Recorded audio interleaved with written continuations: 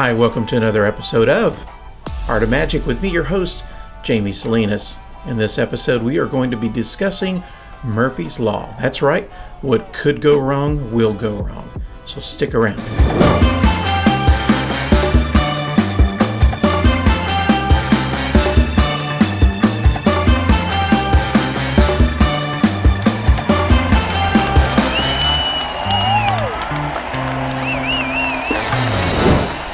So yesterday, a friend of mine called me up, and we were talking, of course, about magic at a fellow magician. And he asked me, he said, "Jamie, what do you do when a trick goes wrong? How do you handle that situation?" Well, the first thing that popped into my mind is the first thing that's going to happen, depending on your experience, if you're not as experienced, you're going to start to become nervous. Your temperature is going to rise. You're going to start sweating, perspiring, your hands are going to get sweaty, your body's going to become hot, and you're going to become, it kind of becomes like a snowball. The hotter you get, the more nervous you get. The more nervous you get, the hotter you get. And it just keeps going into this vicious cycle until, you're just blazing and just totally, completely, utterly nervous.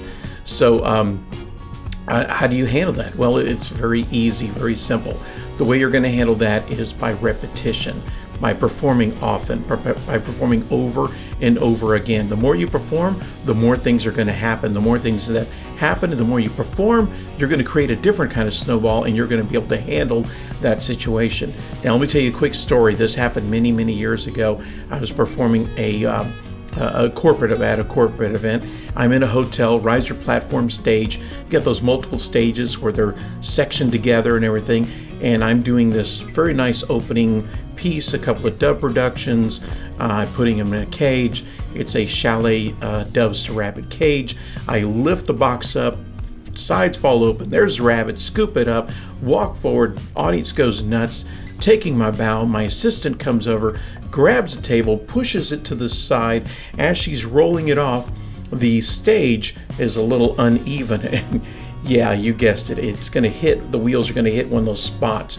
Boom, the table goes over, it falls, crashes, flap falls open, birds come flying out, landing on the floor, and a big thud. And she is just utterly embarrassed and just turning red and starting that process, what I talked about, becoming more nervous, getting hotter. The hotter she got, the more nervous she got. In just a few seconds, you could just see it escalate in her body language. Now, fortunately for me, it was a nice, fun group, and I just paused and I said, "Hey," I honestly don't even remember her name. We'll just say Stacy. Stacy, don't worry about the animals. Don't worry about it. Just make sure the animals are okay. That was the important part. I did say that right off the bat. I said, make sure the animals are fine. I was really concerned about the safety and well-being of those animals.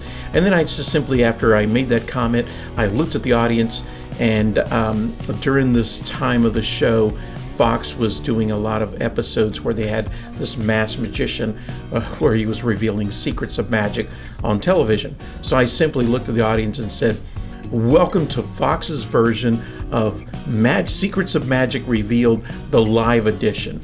It got a good laugh. I turned back and looked at the assistant and said, "Are the birds okay?" She said, "Yes." I said, "Great, then don't worry about it. Just make sure they're fine and give them a treat." What does that mean? I don't know. It just made it sound like, we were really taking care of the animals, the birds. So things are going to happen. This was in a paid performance. I went on to perform the show. In that show, I vividly remember getting a standing ovation at the very end. This corporate event hired me for the following year, so it wasn't necessarily that this trick opening right off the bat, crashed and burned the entire show. No, I was able to continue on.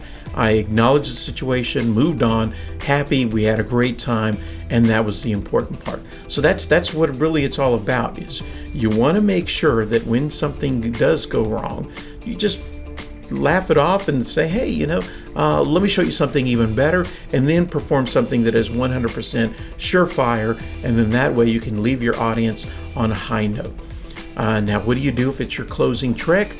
Well, this is where experience tells me that you really need to have that routine, that ending 100 and 10% worked out, and a contingency plan. What are you going to do when something does go wrong? So realistically, you really want to be prepared. And a couple of episodes we talked about it, and here, if you haven't seen it, I'll put a link right over here. The devil is in the details, and that's what makes performers much better, is detailing and planning all this out.